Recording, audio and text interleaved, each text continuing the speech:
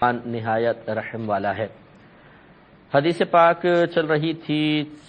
458ویں حدیث پاک تھی۔ حضرت ابو ہریرہ رضی اللہ تعالی عنہ اس کے راوی ہیں، وہ کہتے ہیں کہ مسجد میں ایک سیاہ فام مرد تھا یا حبشی عورت تھی، اور ان کا کام تھا کہ وہ مسجد کی صفائی وغیرہ کرتے تھے، خدمت وغیرہ کرتے تھے، تنکے اٹھا دیے، کپڑے اٹھا کے پھینک دیے، جو کترنے وغیرہ آ جایا کرتی تھی ہوا کے ذریعے، وہ صفائی رکھتی تھی۔ تو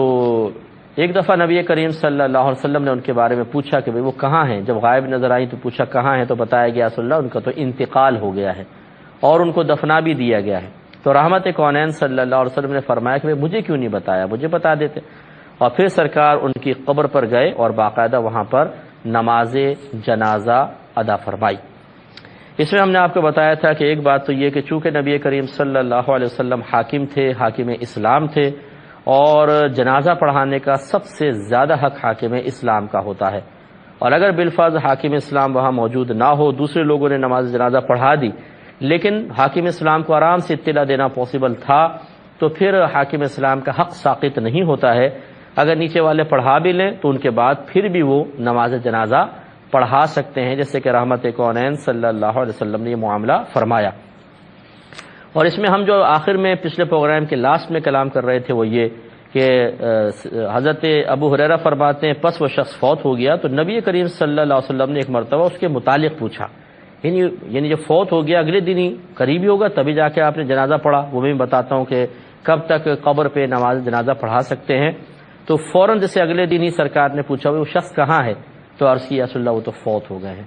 اس پہ ہم آپ کی خدمت میں عرض کر رہے تھے کہ بظاہر مسجد سے تنکے اٹھا کے پھینک دینا، تھوڑی بہت کوئی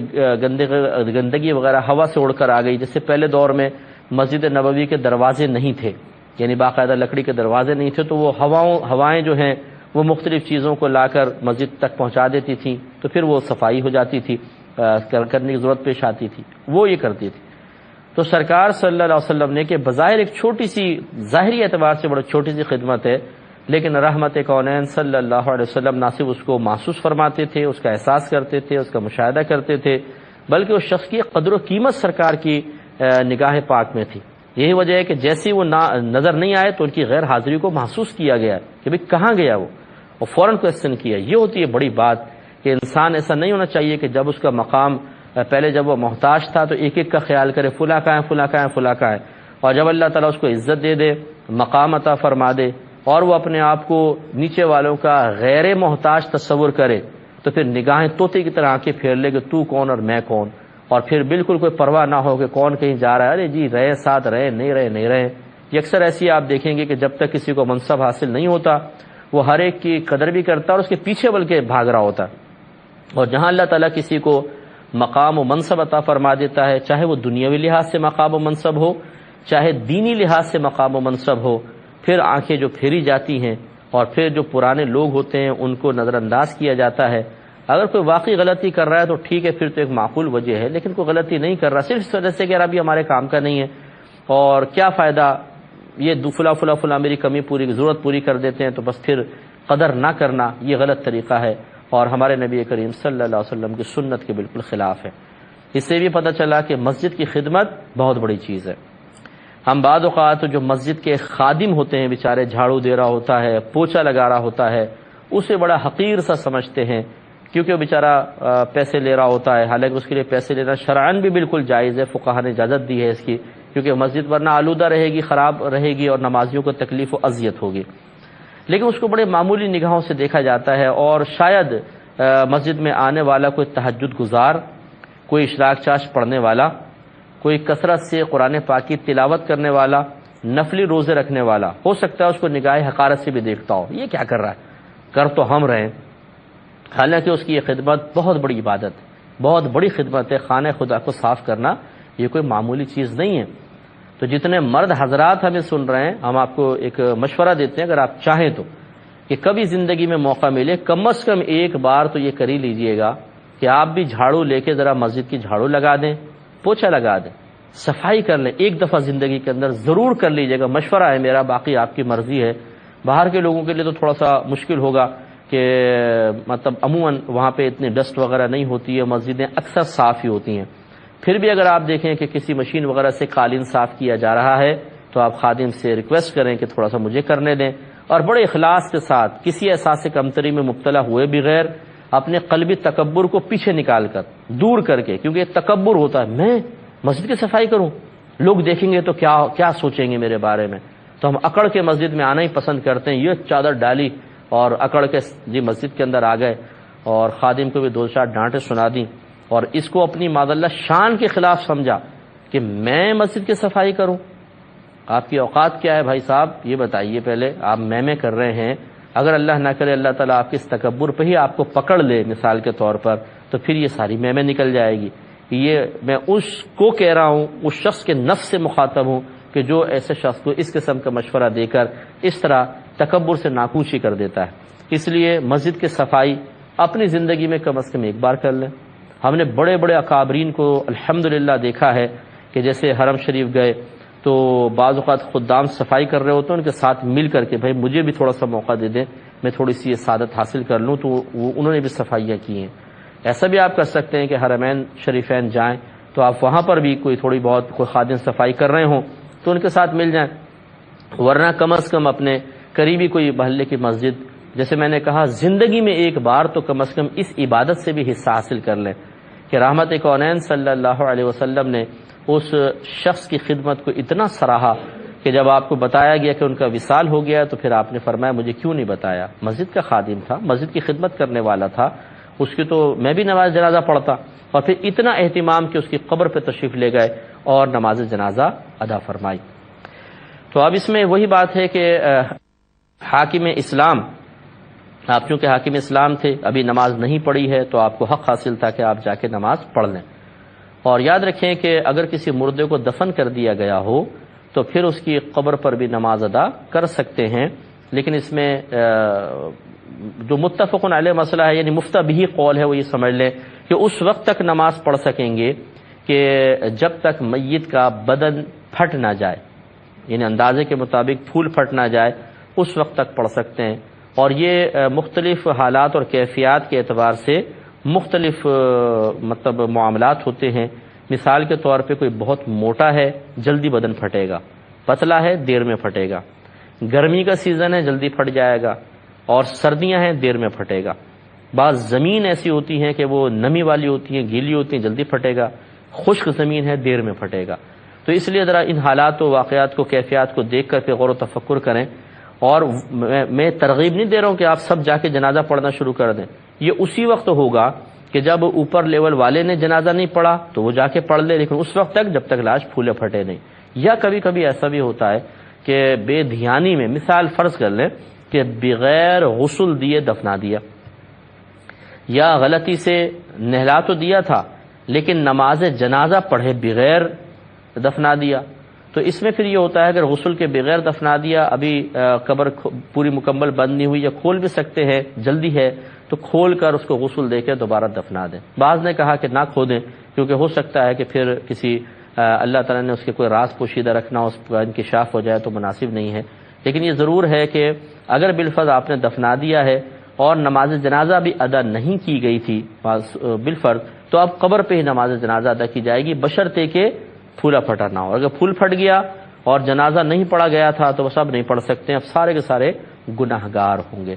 تو رحمت کونین صلی اللہ علیہ وسلم وہاں تشریف لے گئے اور آپ نے نماز جنازہ باقاعدہ ادا فرمائی۔ اس سے یہ بھی آپ استدلال کر سکتے ہیں، دلیل طلب کر سکتے ہیں، دلیل اخذ کر سکتے ہیں کہ مردے کو دفنانے کے بعد قبر پر ذکر الہی کرنا رحمت کونین صلی اللہ علیہ وسلم کی سنت کریمہ ہے کہ آپ باقاعدہ قبر پہ گئے۔ نماز جنازہ کیا ہے؟ دعا اور ذکر پر مشتمل ہے کہ پہلے ثنا ہے اللہ تعالیٰ کی، پھر درود پاک ہے، اس کے بعد میت کے لیے دعا ہے۔ تو آپ دیکھیں پہلے ذکر ہے پھر دعا بھی ہے، وہ سب سرکار نے قبر پہ کھڑے ہو گئے گویا کہ اہتمام فرمایا۔ تو اس سے بھی استدلال کیا جا سکتا ہے کہ ہم اگر قبروں پر جائیں تو وہاں جا کر ہم میت کے لیے دعا بھی کر سکتے ہیں، ذکر الہی کر سکتے ہیں، تاکہ اس نیت کے ساتھ کہ اس کے فوائد میت تک پہنچے تو انشاءاللہ ضرور پہنچیں گے۔ تو اس لیے کوشش کرنی چاہیے ہمیں بھی کہ ہم کبھی کبھار مسجد کی خدمت کریں، کسی بہن کو موقع مل جائے، جیسے حرمین طیبین تو خواتین جاتی ہیں اور خواتین کے پورشن میں بعض اوقات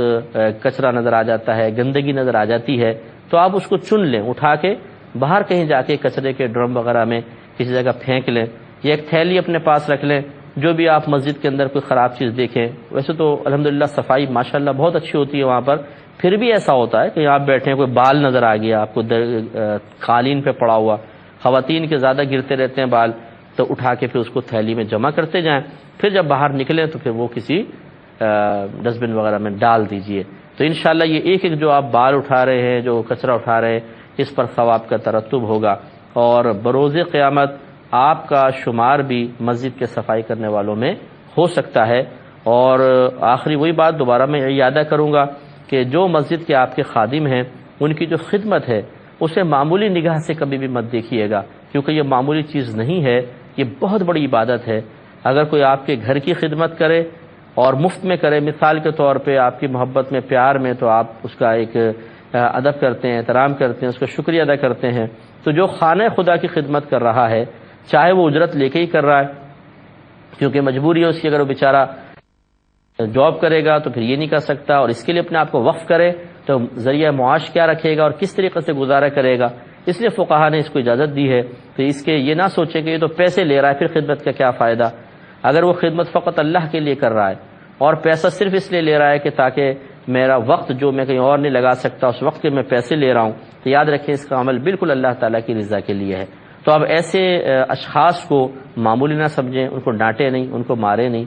ان بیچارے اگر کبھی صفائی نہ کر پائیں کوئی صحیح، تو پھر ان کو بعض اوقات بہت ہی ذلیل کر دیا جاتا ہے سب کے سامنے کھڑا کر کے، یہ غیر مناسب چیز ہے۔ اگر وہ اللہ کے لیے صفائی کر رہا ہے اور نیتوں کا حال اللہ ہی جانتا ہے، تو پھر اس کا درجہ اللہ کی بارگاہ میں کتنا ہے ہم کیا جانیں، اس لیے تھوڑا سا احتیاط کرنی چاہیے۔ آگے چلتے ہیں، مسجد میں خمر کی تجارت کو حرام قرار دینا، یہ باب قائم کیا ہے، مسجد میں خمر کی تجارت کو حرام قرار دینا۔ خمر کہتے ہیں انگور کی شراب کو، جس کو وائن کہتے ہیں آج کل انگلش میں۔ تو انگور کی ہوتا یہ تھا کہ خمر کی اصل تعریف یہ ہے کہ انگوروں کو اسی طرح چھوڑ دیا جائے، مطلب کسی برتن وغیرہ میں، عرب ایسے کرتے تھے کہ برتن میں ڈال کے اوپر سے ایئر ٹائٹ کر کے اس کو زمین میں دفنا دیتے، دبا دیتے تھے، اور ایک مخصوص ان کو وقت کا بڑا اندازہ ہوتا تھا کہ یہ گلیں گے، سڑ جائیں گے بالکل، اور سڑنے کے بعد ان میں جھاگ پیدا ہوگا۔ جیسے آپ نے جو خواتین خاص طور پہ وہ جانتی ہیں کہ جیسے آٹا کبھی گرمی میں خراب ہو جاتا ہے تو اس کے اوپر جھاگ بن جاتا ہے گرمی کی وجہ سے، ایسے یہ خوب گرم ہو کر یعنی پھٹ جائیں گے، گلیں گے، سڑیں گے، تو خود بخود ان میں جوش پیدا ہوتا ہے، جھاگ پیدا ہوتا ہے، اور اوپر جھاگ آ جاتا ہے۔ یہ وہ وقت ہوتا ہے کہ جب اس میں نشہ پیدا ہو جاتا ہے، پھر اس کو نکال کے وہ اس کو چھان لیا کرتے تھے، جو مشروب ہے وہ خالص شراب ہوتی تھی، جس کو خمر کہتے تھے عربی میں۔ تو یہ اللہ تعالیٰ نے اس کو خمر کو حرام فرمایا۔ اس کے بارے میں کہتے ہیں، باب قائم کرتے ہیں کہ مسجد میں خمر کی تجارت کو حرام قرار دینا۔ سیدہ عائشہ صدیقہ رضی اللہ تعالی عنہا بیان کرتی ہیں کہ جب سورہ بقرہ کی سود سے متعلق آیات نازل ہوئیں تو رحمت کونین صلی اللہ علیہ وسلم مسجد کی طرف نکلے اور ان آیات کو لوگوں کے سامنے پڑھا، پھر آپ نے خمر کی تجارت کو حرام کر دیا۔ یعنی سود کی آیات تو پڑھی، ساتھ ساتھ نبی کریم صلی اللہ علیہ وسلم نے پھر خمر کی تجارت کو بھی منع فرمایا۔ تو اس سے معلوم ہوا کہ اب ہمارے ہاں دیکھیں یہ خمر جو ہے اس کی خرید و فروخت حرام ہے، اور یہ بیع باطل کہلاتی ہے۔ بیع باطل وہ ہے کہ شریعت اس کے وجود کو تسلیم ہی نہ کرے، اس بیع کو، بیع مینس خرید و فروخت کرنا، تو اس خرید و فروخت کے وجود کو ہی شریعت تسلیم نہیں کرتی، اس کو کہتے ہیں بیع باطل۔ یہ تو ایک شرعی حکم کے اعتبار سے، اور یوں سمجھ لیجئے کہ جس چیز کو شریعت مال قرار نہ دے، اگر آپ اس کو بیچیں گے، کوئی خریدے گا تو یہ بیع باطل ہوگی، یعنی یہ ایجاب و قبول نہیں ہوگا، اور یہ خرید و فروخت شرعاً نہ جائز ہے اور نہ ہی مطلب اس پر کوئی شرعی حکم مرتب ہوگا، جس کو یہ کچھ بھی نہیں ہے، سمجھ لیں بیکار، بس آپ ایسی الفاظ کہہ رہے ہیں۔ مثال کے طور پر شرعی لحاظ سے ہمارے ہاں مردار جانور مال نہیں ہے، جیسے مرا ہوا بکرا پڑا ہوا ہے، مر گیا خود بخود، یہ مال نہیں ہے۔ اگر کوئی اس مرے ہوئے بکرے کو کسی کو بیچے گا، یہ بیع باطل ہے، اگرچہ ایجاب و قبول بھی کر رہا ہوں کہ میں آپ کو 50,000 کا بیچتا ہوں، 10,000 کا بیچتا ہوں، اس نے کہا میں نہیں یار 8,000 کا لوں گا، چلو ٹھیک ہے بھائی لے لو، یہ بارگیننگ ہو رہی ہے، باقاعدہ ایجاب و قبول ہوا ہے، لیکن شریعت اس بیع کے وجود کو نہیں مانے گی، اسے ختم کرنا ہی واجب ہے کہ یہ نہیں ہوئی بیع، بس اس کو ختم کریں۔ اسی طریقے سے شراب، یہ بھی اس کی بھی بیع باطل ہوتی ہے، کیونکہ ہماری شریعت میں شراب کی خرید و فروخت کو حرام قرار دیا ہے۔ تو لہٰذا یہ یاد رکھیں کہ جو لوگ شراب خریدتے ہیں، بیچتے ہیں، یہ حرام ہے۔ اور نبی کریم صلی اللہ علیہ وسلم نے ایک ساتھ 10 افراد پر لعنت فرمائی شراب کے سلسلے میں۔ ان میں ایک یہ فرمایا، خریدنے والا، بیچنے والا، اس کی کمائی کھانے والا، شراب بنانے والا، اس کو اٹھا کے لانے والا، دوسرے تک پہنچانے والا، اس کا سودا کروانے والا۔ غرض ہے کہ سرکار نے 10 قسم کے افراد کو فرمایا ان پہ اللہ کی لعنت ہے جو شراب کے سلسلے میں ہوتے ہیں۔ تو لہٰذا جو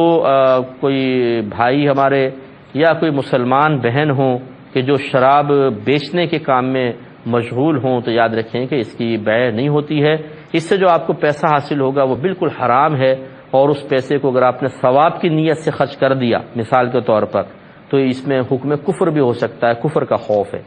کیونکہ شراب کی کمائی حرام ہے، اور حرام چیز کو اللہ تعالیٰ کی بارگاہ میں پیش کرنا، وہ بھی ثواب کے حصول کے ارادے کے لیے، بہت بڑی بے ادبی ہے۔ حضرت سفیان ثوری رحمۃ اللہ علیہ فرمایا کرتے تھے کہ حرام سے صدقہ کرنے کی مثال بالکل ایسے ہے جیسے کوئی ناپاک کپڑے کو پیشاب سے پاک کرے۔